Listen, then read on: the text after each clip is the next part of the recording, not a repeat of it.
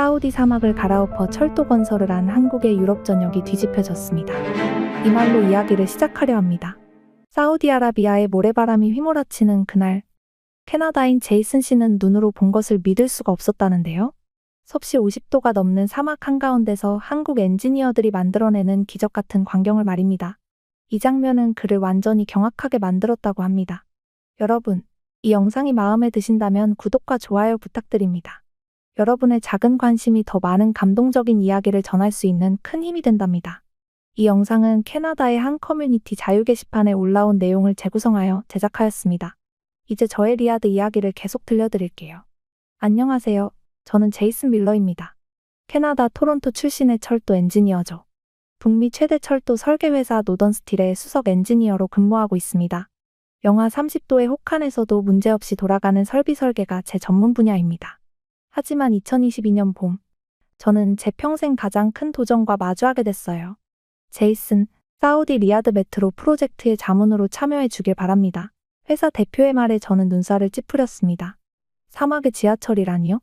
게다가 주시공사가 삼성물산이라는 한국 회사라니? 솔직히 말해 그때 저는 의구심이 컸습니다. 한국이 기술력이 없다는 건 아니지만 과연 그 혹독한 사막 환경을 감당할 수 있을까 하는 생각이 들었어요. 이런 극한 환경은 북미 기술로도 도전적인데 출발하기 전날 밤, 저는 계획서를 다시 검토하며 그렇게 중얼거렸습니다. 하지만 회사의 지시였기에 저는 마음을 단단히 먹고 리야드행 비행기에 올랐죠. 현지에 도착하자마자 첫 기술 회의에 참석했습니다. 함께한 독일 기술진 슈트라우스는 발표를 듣는 내내 고개를 절레절레 흔들었어요. 이 환경은 유럽 기술로도 버겁습니다. 한국은 1년도 못 가 중단할 겁니다. 그런데 한국 팀의 발표는 예상과 달랐어요. FSLM 공법, 이중 냉각 시스템, TBM 9.88m 장비. 자칫 허황된 계획으로 들릴 수도 있었지만 모두 실체가 있는 시스템들이었습니다. 그리고 그들은 하루 42m 굴착 기록을 목표로 하고 있다고 했죠. 물론 저는 여전히 회의적이었어요. 이론은 멋지지만 실전은 다르다. 그날 밤 호텔방에 누워 생각했습니다. 도대체 저 장비는 어느 나라에서 만든 거지? 그 궁금증을 쉽게 떨칠 수 없었어요. 그로부터 며칠 후, 저는 직접 삼성물산이 시공 중인 5호선 구간 현장을 찾았습니다. 때마침 모래폭풍이 몰아치고 있었지만 놀랍게도 공사는 계속되고 있었어요. 거대한 크레인이 55m 상판을 들고 정확하게 내려놓는 모습이 눈에 들어왔습니다. 이건 불가능한 수준의 정밀도인데 저는 그 자리에서 말을 잃었어요. 장비들은 특수 코팅과 이중 냉각으로 무더위와 모래를 이겨내고 있었습니다. 그날 저녁, 제 일기장에 처음으로 이렇게 적었습니다. 가능할지도 모른다. 한국팀의 공정률은 이미 예정보다 20% 이상 앞서 있었습니다. 반면 우리가 맡은 2호선 구간은 센서 오작동과 고온으로 인한 장비 고장으로 계속 지연되고 있었죠. 그 차이는 점점 명확해졌습니다. 어느 날 사우디 왕세자가 직접 현장을 방문했어요. 그는 각 구간을 둘러본 후 한국의 기술을 전 구간에 확대 적용하라 고 선언했습니다. 그 순간 독일의 슈트라우스 얼굴이 굳어졌고 저 역시 마음 한구석이 시렸어요. 우리가 정말 뒤처진 걸까? 그 의문을 안고 저는 한국팀의 박이진 소장을 따로 만나보기로 했습니다. 한국팀의 박이진 소장과의 만남은 저에게 큰 전환점이 되었습니다. 그는 세련된 양복 차림이 아닌 현장복을 입은 채로 저를 맞이했어요. 그의 얼굴에는 피로가 묻어 있었지만 눈빛만은 또렷했습니다. 밀러 씨, 오셨군요. 커피 한 잔 어떠세요? 박 소장은 한국식 자판기 커피를 건네며 담담하게 말했습니다. 처음부터 이 환경을 기준으로 시스템을 설계했어요. 유럽이나 북미 기준을 들이대면 안 되는 곳입니다. 그의 말에 저는 잠시 침묵했어요. 맞는 말이었습니다. 우리는 자신들의 기준으로만 이 프로젝트를 판단하고 있었죠. 우리가 맡은 구간에서 계속 문제가 발생하고 있습니다. 특히 센서 오작동이 심각한데 제 말이 채 끝나기도 전에 박 소장은 태블릿을 꺼내 무언가를 보여주었습니다. 놀랍게도 그것은 AI 기반 자가 학습 센서 도면이었어요. 이건 우리가 개발한 특수 센서입니다. 사막의 모래 입자가 일으키는 노이즈를 스스로 학습해서 필터링하죠. 도면을 자세히 살펴보니 정말 놀라운 기술이었습니다. 기존 유럽식 센서와는 완전히 다른 접근법이었어요. 이거 공유해도 되는 겁니까? 제가 조심스럽게 물었습니다. 그때 박 소장의 반응은 제 예상을 완전히 벗어났어요. 그는 웃으며 말했습니다. 물론이죠. 사막의 철도는 우리 모두의 숙제입니다. 한 나라의 성공이 아니에요. 그 순간 제 마음속 오만함이 완전히 무너져 내렸습니다. 기술보다 더 큰 무언가가 이 안에 있었던 거죠. 그것은 바로 협력의 정신이었습니다. 다음 날, 저는 우리 팀에게 한국의 기술을 소개했어요. 처음에는 다들 의심의 눈초리를 보냈지만 데이터를 보여주자 모두가 침묵했습니다. 이건 우리가 생각지도 못한 접근법이군요. 독일의 슈트라우스도 마침내 인정할 수밖에 없었어요. 그리고 우리는 기술 교류 회의를 열기로 결정했습니다. 한국, 독일, 캐나다, 영국의 엔지니어들이 모두 한자리에 모였죠. 그 자리에서 놀라운 일이 벌어졌습니다. 한국의 냉각 시스템과 캐나다의 자가 전력 공급 설계가 융합되기 시작한 거예요. 각국의 기술이 서로의 단점을 보완하며 새로운 시스템이 탄생했습니다. 이 하이브리드 시스템이라면 섭씨 52도에서도 작동할 수 있을 겁니다. 전문가들의 예측은 정확했어요. 새로운 시스템은 테스트에서 완벽한 성능을 보여주었습니다. 더 놀라운 것은 디지털 트윈 기술을 활용해 집안 침하 문제까지 해결했다는 점이었죠. 그 결과 공정률은 예정보다 5달이나 빨라졌습니다. 사우디 정부 관계자들은 현장을 방문할 때마다 감탄을 금치 못했어요. 이것은 단순한 지하철이 아닙니다. 불가능을 가능으로 바꾸는 인간 협력의 증거입니다. 왕세자의 말에 모든 기술자들이 뿌듯함을 느꼈습니다. 국적에 관계없이 우리는 하나의 팀이 되어 있었어요. 10달 후 드디어 개통식 날이 다가왔습니다.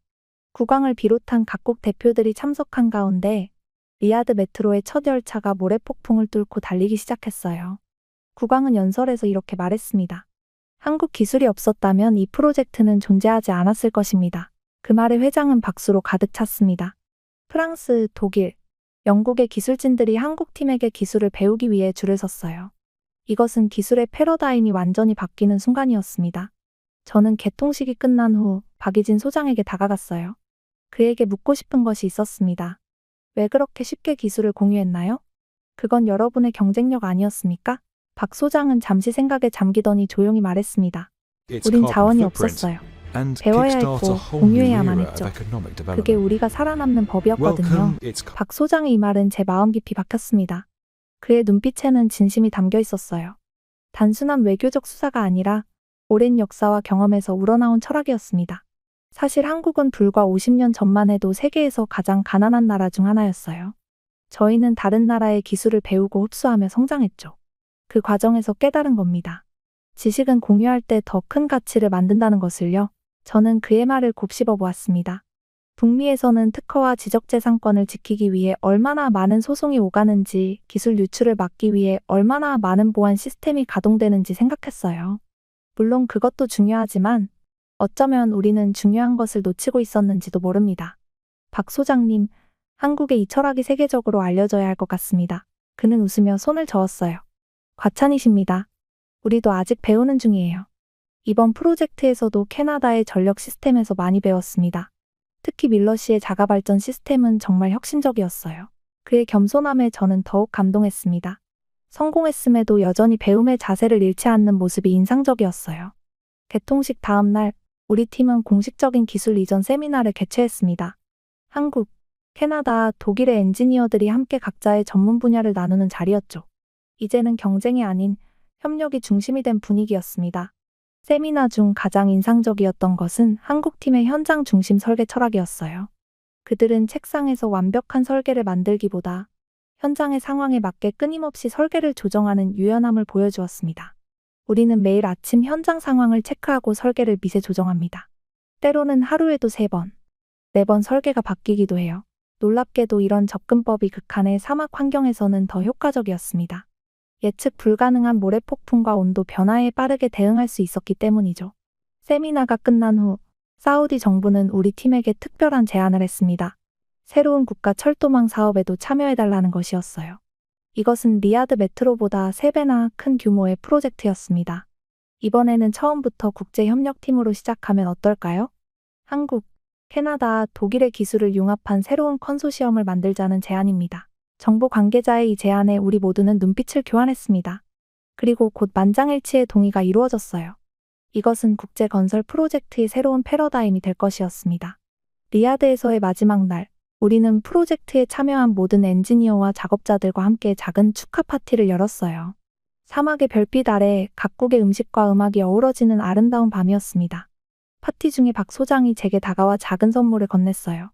그것은 리야드 메트로의 첫 번째 승차권이었습니다. 뒷면에는 직접 써내려간 메모가 있었어요. 기술은 인간을 위한 것, 경쟁이 아닌 협력으로 더 나은 세상을. 그 순간 저는 이 프로젝트가 단순한 건설 사업이 아니었음을 깨달았습니다. 이것은 세계가 함께 만들어가는 새로운 미래의 작지만 중요한 출발점이었던 거예요. 귀국 비행기에서 저는 이 경험을 어떻게 캐나다의 동료들에게 전할지 고민했습니다. 단순히 기술적인 성과를 이야기하는 것으로는 부족했어요. 이것은 기술을 넘어선 인간의 자세와 협력의 힘에 관한 이야기였습니다. 토론토에 도착해서 첫 번째로 한 일은 회사 대표에게 보고서를 제출하는 것이었어요. 그러나 일반적인 기술 보고서가 아닌 제가 리야드에서 경험한 모든 것을 담은 진솔한 이야기를 적었습니다. 우리는 기술의 한계를 뛰어넘기 위해 먼저 우리 생각의 한계를 뛰어넘어야 합니다. 보고서를 읽은 회사 대표는 처음에는 의아한 표정을 지었습니다. 그는 기술적인 세부 사항과 비용 분석을 기대했을 테니까요. 하지만 제 이야기를 끝까지 듣고 난 후 그의 태도가 변했어요. 밀러, 자네가 이렇게 변할 줄은 몰랐네. 하지만 자네 말이 맞아. 우리는 너무 오랫동안 자신만의 방식에 갇혀 있었어. 대표는 제 경험을 회사 전체와 공유하기로 결정했습니다. 그리고 놀랍게도 새로운 국제협력 부서를 만들겠다고 선언했어요. 저는 그 부서의 책임자로 임명되었습니다. 우리는 더 이상 단독으로 일하는 시대가 아닙니다. 세계 각국의 기술과 지혜를 모아야 할 때입니다. 제 첫 번째 임무는 리야드 프로젝트의 경험을 바탕으로 새로운 협력 모델을 개발하는 것이었어요. 저는 박 소장에게 연락해 조언을 구했습니다. 그는 기꺼이 도움을 주겠다고 했어요. 밀러 씨, 협력은 단순히 기술을 나누는 것이 아닙니다. 서로 다른 문화와 사고방식을 이해하는 것부터 시작해야 합니다. 그의 조언에 따라 저는 먼저 문화적 이해를 위한 워크숍을 준비했습니다. 각 나라의 업무 방식과 의사소통 스타일을 배우는 시간이었죠. 처음에는 많은 직원들이 의아해했지만 곧 그 가치를 이해하기 시작했어요. 워크숍 중 한 엔지니어가 질문했습니다. 한국 엔지니어들은 왜 그렇게 늦게까지 일하나요? 우리는 일과 삶의 균형을 중요시하는데 이런 솔직한 질문들이 오히려 서로를 이해하는 데 도움이 되었습니다. 문화적 차이를 인정하면서도 서로의 장점을 배울 수 있었어요. 3개월 후 우리는 첫 번째 국제협력 프로젝트를 시작했습니다. 캐나다 북부의 영구 동토층 지역에 철도를 건설하는 일이었어요. 이번에는 한국, 캐나다뿐만 아니라 스웨덴과 러시아의 기술진도 함께했습니다. 프로젝트 초기에는 여전히 마찰이 있었어요. 각국의 표준과 규정이 달랐고 의사소통도 쉽지 않았습니다. 하지만 리야드에서 배운 교훈을 바탕으로 우리는 인내심을 갖고 대화를 이어나갔어요. 모든 의견을 존중하되 최종 결정은 현장 상황에 가장 적합한 것으로 합시다. 이것이 우리의 새로운 원칙이 되었습니다. 그 결과 영하 40도의 극한 환경에서도 안정적으로 작동하는 혁신적인 철도 시스템을 개발할 수 있었어요. 이 프로젝트의 성공은 업계에 큰 반향을 일으켰습니다. 여러 언론에서 보도했고 국제건설학회에서는 우리의 협력 모델을 사례 연구로 다루기 시작했어요. 밀러의 접근법은 단순한 기술 융합을 넘어 진정한 글로벌 협력의 새로운 표준을 제시했다. 이런 평가를 받으며 저는 더 많은 국제 포럼에서 저희의 경험을 공유하게 되었습니다. 그 중에서도 가장 인상적이었던 것은 서울에서 열린 세계 철도 컨퍼런스였어요. 한국을 처음 방문한 저는 그들의 발전상에 놀랐습니다. 첨단 기술과 전통이 공존하는 도시, 빠르게 변화하면서도 본질을 잃지 않는 모습이 인상적이었어요. 컨퍼런스에서 저는 기술보다 중요한 건 겸손과 협력이다 리야드 사막에서 배운 것 이라는 주제로 발표했습니다. 그리고 박 소장을 무대에 함께 초대했어요. 이 자리에 제 멘토이자 친구인 박이진 소장님을 모시고 싶습니다. 그는 저에게 진정한 협력의 의미를 가르쳐 주신 분입니다. 청중들의 뜨거운 박수 속에 박 소장이 무대에 올랐습니다. 그는 여전히 겸손한 모습이었어요. 제가 한 일은 없습니다. 우리 모두가 함께 이루어낸 성과입니다. 발표가 끝난 후 많은 엔지니어들이 더 자세한 이야기를 듣고 싶어 했습니다. 특히 젊은 엔지니어들의 눈빛이 반짝였어요. 그들에게 이것은 단순한 기술 이야기가 아닌 새로운 미래의 가능성을 보여주는 이야기였습니다. 저녁 식사 자리에서 박 소장은 제게 물었습니다. 밀러 씨, 리야드 이후로 가장 크게 달라진 점이 있다면 무엇인가요? 저는 사실 박 소장님, 제 마음가짐이 완전히 바뀌었습니다. 예전에는 제가 가진 지식과 경험이 최고라고 믿었어요. 하지만 이제는 매일 새로운 것을 배울 준비가 되어 있습니다. 특히 예상치 못한 곳에서 오는 지혜를 소중히 여기게 됐죠. 박 소장은 고개를 끄덕이며 미소를 지었습니다. 그것이 바로 성장의 시작입니다. 알고 있다고 생각하는 순간 우리는 배움을 멈추게 되죠. 그날 밤 한강변을 걸으며 우리는 미래의 프로젝트에 대해 이야기했습니다. 단순히 기술적인 도전이 아닌 인류가 직면한 가장 큰 문제들을 해결하기 위한 협력에 관한 대화였어요. 기후변화, 에너지 위기, 물 부족. 이런 문제들은 어느 한 나라나 기업이 해결할 수 없습니다. 박 소장의 말에 저는 깊이 공감했습니다. 그리고 그 순간 한 가지 아이디어가 떠올랐어요. 국제 엔지니어링 연합을 만들면 어떨까요? 국경과 기업의 경계를 넘어 인류 공통의 문제를 해결하기 위한 플랫폼 말입니다. 박 소장의 눈이 반짝였습니다. 그것은 정말 필요한 일이에요. 하지만 쉽지 않을 겁니다. 각국의 이해관계, 기업들의 경쟁. 리야드에서 우리가 증명했잖아요. 불가능해 보이는 일도 함께하면 가능하다는 것을. 우리는 그날 밤늦게까지 이 아이디어를 발전시켰습니다. 현실적인 어려움도 있었지만 그것이 옳은 방향이라는 확신이 들었어요. 다음 날, 컨퍼런스 마지막 세션에서 저는 즉흥적으로 이 아이디어를 공유했습니다. 예상과 달리 많은 엔지니어들이 열렬한 지지를 보냈어요. 이것은 우리 업계에 필요한 변화입니다. 저도 동참하고 싶습니다. 우리 회사도 기술 공유에 참여할 준비가 되어 있습니다. 그 자리에서 12개국의 엔지니어들이 첫 모임을 가지기로 약속했습니다. 이것은 작은 시작이었지만 큰 변화의 첫걸음이었어요. 캐나다로 돌아온 후 저는 이 아이디어를 현실화하기 위해 노력했습니다. 많은 회의와 토론, 때로는 격렬한 반대에 부딪히기도 했지만 조금씩 진전이 있었어요. 3개월 후 우리는 첫 번째 글로벌 엔지니어링 협력 포럼을 개최했습니다. 25개국에서 온 150명의 엔지니어들이 참여했어요. 그 중에는 박 소장을 비롯한 리야드 프로젝트 멤버들도 있었습니다. 포럼의 첫 번째 안건은 기후 변화에 대응하는 인프라 개발이었어요.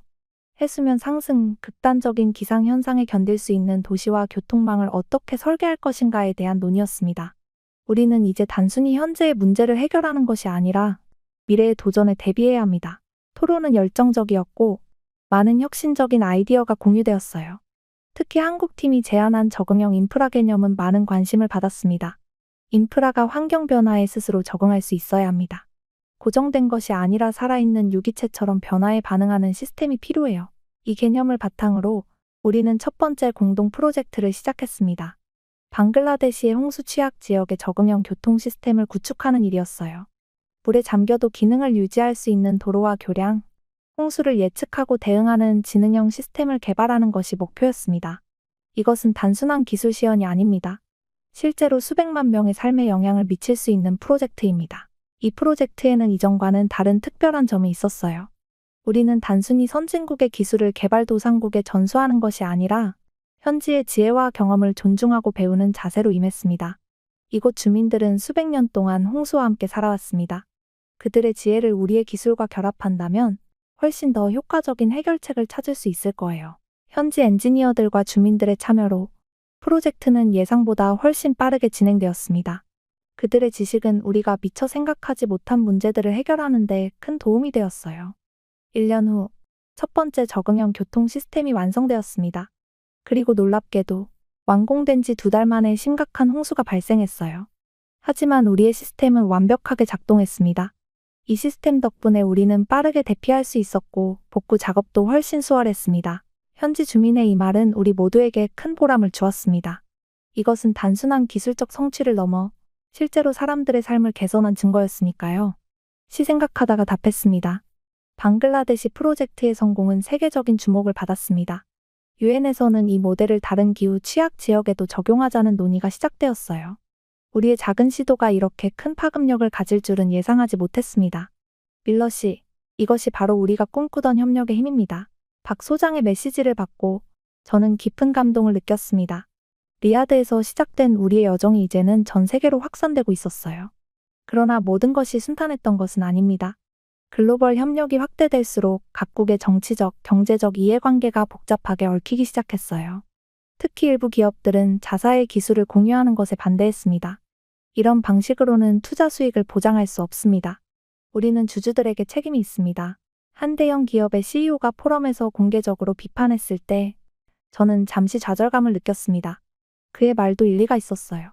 기업은 생존과 성장을 위해 이윤을 추구해야 하니까요. 이 문제를 해결하기 위해 우리는 새로운 접근법을 고민했습니다. 단순히 기술을 공개하는 것이 아니라 공동 특허 시스템을 만드는 것이었어요. 참여 기업들이 함께 기술을 개발하고 그 수익을 공정하게 나누는 방식입니다. 이것은 제로섬 게임이 아닙니다. 함께 더 큰 가치를 창출하고 그 혜택을 나눌 수 있습니다. 이 제안은 많은 기업들의 관심을 끌었습니다. 특히 중소기업들에게는 대기업과 동등하게 경쟁할 수 있는 기회였어요. 단독으로는 개발할 수 없는 첨단 기술을 공동으로 개발할 수 있으니까요. 첫 번째 공동 특허 프로젝트는 친환경 교통 시스템 개발이었습니다. 15개의 기업과 7개의 연구기관이 참여했어요. 그 중에는 한국의 현대자동차와 캐나다의 봄바디어도 있었습니다. 우리는 경쟁사이지만 이 프로젝트에서는 동료입니다. 지구의 미래를 위해 함께 일하고 있으니까요. 현대자동차의 연구소장이 한 이 말은 우리 협력의 정신을 잘 보여주었습니다. 물론 여전히 각 회사는 자사만의 고유 기술을 갖고 경쟁하고 있었지만 인류 공통의 과제에 대해서는 협력하는 새로운 패러다임이 형성되고 있었어요. 2년이 지난 후 공동 특허 시스템은 30개국의 200개 기업과 연구기관으로 확대되었습니다. 그리고 마침내 첫 번째 성과물이 나왔어요. 수소와 전기를 함께 사용하는 하이브리드 대중교통 시스템이었습니다. 이 시스템은 어떤 기후 조건에서도 안정적으로 작동합니다. 사막의 무더위에서부터 북극의 혹한까지 모든 환경에 적응할 수 있죠. 시범 운행이 시작되자 많은 도시들이 이 시스템을 도입하겠다고 나섰습니다. 서울, 토론토, 두바이, 스톡홀름. 각기 다른 기후와 환경을 가진 도시들이 같은 시스템을 채택했어요. 이것은 진정한 글로벌 표준의 탄생이었습니다. 그러나 가장 감동적인 순간은 아프리카의 작은 마을에 이 시스템이 설치되었을 때였어요. 그동안 교통 인프라가 부족해 경제 발전에 큰 제약이 있었던 지역이었습니다. 이 버스 덕분에 우리 아이들은 이제 학교에 매일 갈 수 있게 되었어요. 그리고 우리 농산물을 도시로 운송할 수 있게 되었습니다. 마을 주민의 이 간단한 말에 프로젝트에 참여한 모든 엔지니어들이 가슴 뭉클함을 느꼈습니다. 우리의 기술이 단순한 편의를 넘어 실제로 사람들의 삶의 질을 향상시키고 있었어요. 이 성공을 축하하기 위해 우리는 케냐에서 특별한 행사를 개최했습니다. 전 세계에서 온 엔지니어들과 현지 주민들이 함께 모여 미래를 논의하는 자리였어요. 행사 중에 한 현지 학생이 질문했습니다. 저도 나중에 엔지니어가 되고 싶은데 어떻게 하면 글로벌 프로젝트에 참여할 수 있을까요? 저는 웃으며 대답했습니다. 이미 당신은 참여하고 있어요. 당신의 지역 지식, 당신의 경험, 당신의 질문. 이 모든 것이 우리 프로젝트의 일부입니다. 그 학생의 눈이 반짝였습니다. 그리고 그 순간 저는 우리의 진정한 성공이 무엇인지 깨달았어요. 그것은 단순히 새로운 기술을 개발한 것이 아니라 모든 사람이 기여할 수 있고 혜택을 받을 수 있는 포용적인 시스템을 만든 것이었습니다. 행사가 끝난 후 박 소장과 저는 아프리카의 별이 빛나는 하늘 아래에서 긴 대화를 나눴습니다. 우리는 지난 몇 년간의 여정을 돌아보고 앞으로의 꿈에 대해 이야기했어요. 제이슨, 우리가 리야드에서 처음 만났을 때를 기억하나요? 당신의 눈빛에는 의심이 가득했어요. 박 소장의 말에 저는 웃음을 터뜨렸습니다. 그때의 제 모습이 너무나 부끄러웠기 때문이죠. 솔직히 말하면 한국 기술에 대한 선입견이 있었어요. 미국이나 유럽의 기술만이 세계 최고라고 믿었으니까요. 박 소장은 고개를 끄덕였습니다. 그건 자연스러운 일이었어요. 사람들은 익숙한 것을 신뢰하게 마련이죠. 그런데 이제는 어떤가요? 이제는 오히려 다른 시각, 다른 접근법에 더 큰 가치를 두게 되었습니다. 특히 우리가 간과하던 지역의 지혜의 말이죠. 아프리카의 별빛 아래서 우리는 다음 프로젝트에 대해 논의했습니다. 그것은 사막화가 진행되는 지역에 지속 가능한 농업 시스템을 구축하는 일이었어요. 이전 프로젝트들과 달리 이번에는 처음부터 현지 농부들과 협력하기로 했습니다. 그들은 수백 년 동안 그 토양과 기후에서 살아왔어요. 우리의 첨단 기술만으로는 해결할 수 없는 지혜를 갖고 있습니다. 다음 날, 우리는 케냐 북부의 작은 마을을 방문했습니다. 척박한 환경에서도 독특한 방식으로 농사를 짓고 있는 지역이었어요. 현지 농부 키마니가 우리를 맞이했습니다. 우리 조상들은 이 땅에서 1000년 넘게 살아왔습니다. 비가 거의 오지 않지만 우리만의 방법이 있어요. 키마니는 자이 시스템이라고 불리는 전통적인 물 관리 방식을 보여주었습니다. 간단한 돌과 흙으로 만든 구조물이었지만 희박한 비와 이슬을 효율적으로 모으는 놀라운 시스템이었어요. 이것은 정말 놀랍습니다. 현대공학으로도 쉽게 설계할 수 없는 수준이에요. 저와 박 소장은 서로를 바라보며 같은 생각을 공유했습니다. 우리는 이 전통 지식을 현대 기술과 결합해야 했어요. 키마니 씨, 우리가 가진 기술로 이 시스템을 확장하고 개선할 수 있을 것 같습니다. 함께 일해주시겠어요? 키마니는 환하게 웃으며 동의했습니다. 물론이죠. 우리 지식이 더 많은 사람들을 도울 수 있다면 기쁠 따름입니다.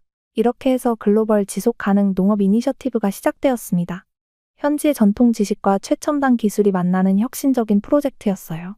센서와 AI를 활용한 스마트 관계 시스템, 태양광 에너지를 이용한 담수화 설비, 그리고 전통적인 자위 시스템의 원리를 적용한 물수집 구조물이 융합되었습니다. 3개월의 테스트 기간 동안 이 시스템은 기존 방식보다 70% 적은 물로 30% 더 많은 작물을 재배하는 성과를 보였어요. 이것은 물 부족 지역에서는 혁명과도 같은 발전이었습니다. 이 시스템이 다른 비슷한 기후 지역에도 적용될 수 있을까요? 키마니의 질문에 저는 확신을 가지고 대답했습니다.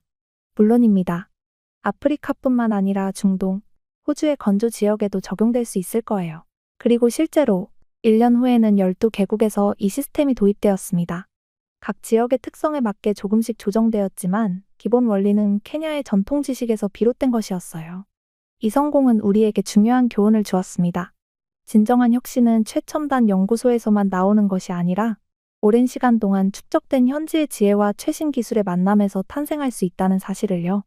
이것이 바로 우리가 추구해야 할 방향입니다. 어느 한쪽의 지식만으로는 충분하지 않아요. 서로 다른 세계의 지혜가 만날 때 진정한 혁신이 일어납니다.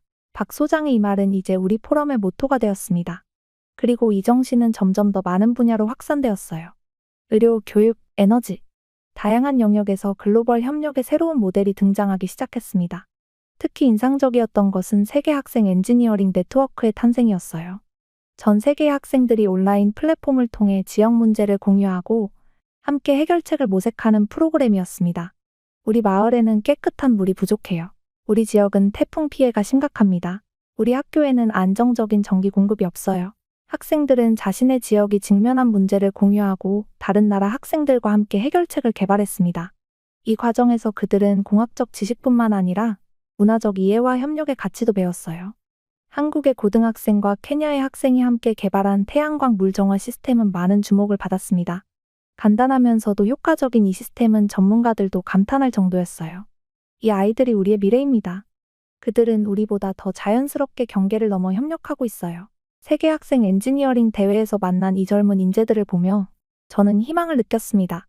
그들에게는 국적이나 문화적 차이가 장벽이 아니라 흥미로운 배움의 기회였기 때문이에요.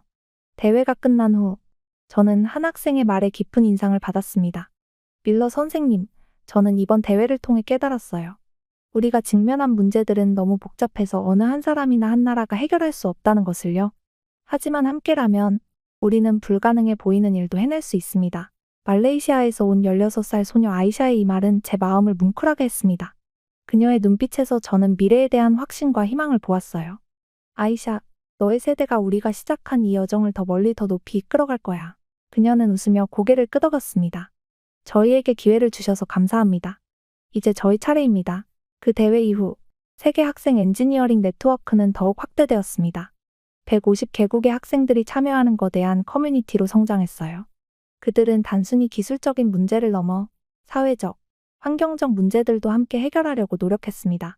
한 가지 감동적인 사례는 인도네시아의 외딴 섬에서 일어났어요. 쓰나미로 큰 피해를 입은 지역이었는데 네트워크의 학생들이 재해에 강한 주택과 조기 경보 시스템을 설계했습니다. 그들은 현지 재료와 전통 건축 방식을 존중하면서도 현대 기술을 접목시켰어요. 우리는 이곳 사람들의 문화와 생활 방식을 먼저 이해하려고 노력했습니다. 그들이 실제로 사용하고 유지할 수 있는 시스템을 만들고 싶었어요. 프로젝트를 이끈 일본 학생의 이 말은 우리가 추구하는 가치를 완벽하게 보여주었습니다.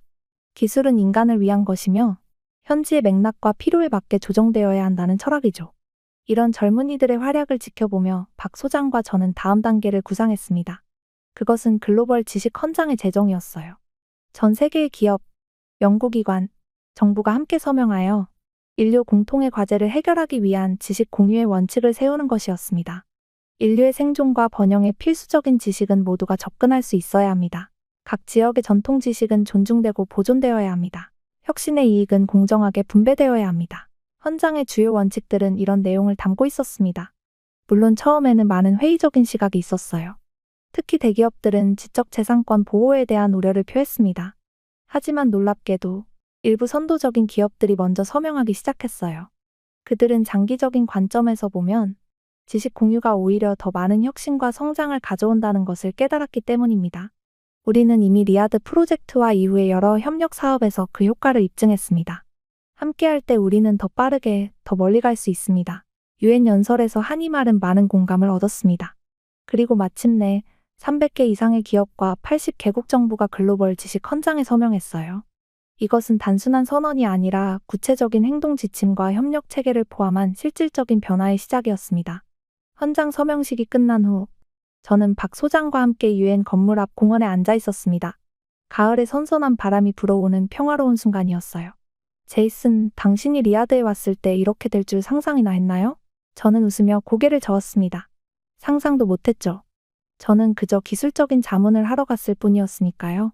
하지만 그곳에서 저는 기술보다 더 중요한 것을 배웠습니다. 그게 무엇인가요? 겸손함이죠. 다른 이들의 지혜를 존중하고 항상 배울 준비가 되어 있는 자세요. 그리고 협력의 힘을 믿는 마음입니다. 박 소장은 고개를 끄덕였습니다. 그것이 바로 한국이 발전할 수 있었던 비결이기도 해요.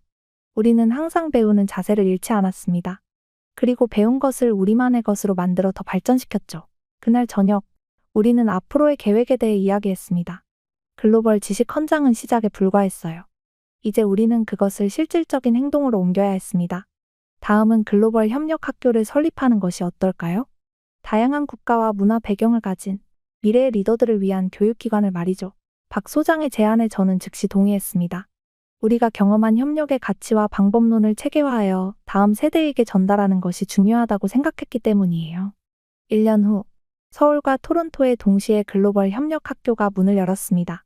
50개국에서 온 학생들이 입학했고 그들은 공학뿐만 아니라 문화 이해, 협력 방법론, 지속 가능한 개발 원칙 등을 배웠어요. 이곳의 목표는 단순히 뛰어난 엔지니어를 양성하는 것이 아닙니다. 우리는 경계를 넘어 협력하고 지구적 과제를 해결할 수 있는 리더를 키우고자 합니다. 개교식에서 한 이 말은 학교의 핵심 철학을 담고 있었습니다. 그리고 이 철학은 점점 더 많은 공감을 얻고 있어요. 오늘날 저는 캐나다의 토론토와 한국의 서울을 오가며 생활하고 있습니다. 여전히 많은 프로젝트에 관여하고 있지만 가장 보람을 느끼는 것은 젊은이들과의 대화예요. 불가능하다고 믿었던 그곳에서 저는 한국이 왜 지금의 한국이 되었는지를 보았습니다. 기적은 기술로만 만들어지지 않아요. 기술을 대하는 사람의 태도, 그 겸손함에서 기적은 시작됩니다. 이것이 제가 학생들에게 항상 전하는 메시지입니다. 그리고 그들의 눈빛에서 저는 더 밝은 미래를 봅니다. 국경과 문화의 장벽을 넘어 함께 협력하는 세상의 모습을요. 리야드의 모래폭풍 속에서 시작된 이 여정은 이제 세계 곳곳으로 퍼져나가고 있습니다. 그리고 저는 그 과정의 일부가 될 수 있어 진심으로 감사하게 생각합니다. 이것이 바로 제가 한국 기술, 아니 한국인의 정신에게서 배운 가장 소중한 교훈입니다. 이야기 끝까지 시청해주셔서 감사합니다. 이상 감동오락관이었습니다.